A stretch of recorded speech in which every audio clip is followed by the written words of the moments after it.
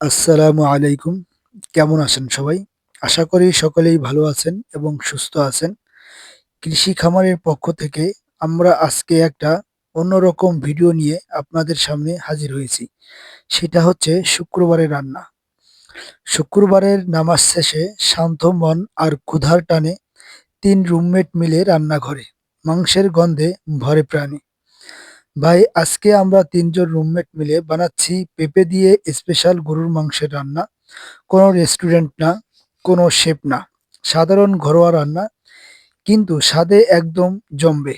ভিডিওটা শেষ পর্যন্ত দেখলে বুঝতে পারবে কেন শুক্রবারের রান্না আলাদা অনুভূতি দেয়। এখন দেখছেন কড়াইতে মশলা মাখানো হচ্ছে। পেঁয়াজ, আদা, রসুন আর নিজের মতো করে দেওয়া মশলা। সবকিছু ভালোভাবে মিশিয়ে নেওয়া হচ্ছে আর সঙ্গে আছে পেঁপে, যেটা মাংসকে করে নরম আর স্বাদে করে আরো গভীর। এখন রান্নাটা চুলায় বসানো হলো। আঁচ একদম মেপে যেন মশলা পুড়ে না যায়। এই সময়টাই সবচেয়ে গুরুত্বপূর্ণ। এখানেই মাংস আর মশলার আসল বন্ধুত্বটা তৈরি হয়। এখন চলছে মাংস কষানো।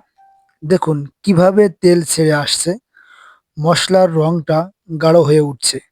এই কষানোর ধৈর্যটাই শেষের স্বাদটা ঠিক করে দেয়। আলহামদুলিল্লাহ, রান্না হয়ে গেছে। পেঁপের কারণে মাংস নরম আর ঝোলটা ঘন, একদম পারফেক্ট।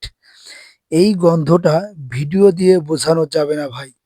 এখন প্লেটে মাংস বেড়ে নেওয়া হচ্ছে।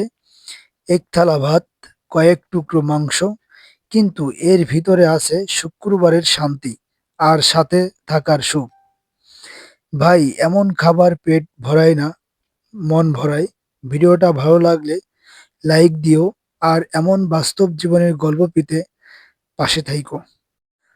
আসলে আমরা আজকে অন্যরকম একটা ভিডিও আপনাদের সাথে শেয়ার করলাম, যেটা কিনা আমরা আগে পরে কখনো করি নাই।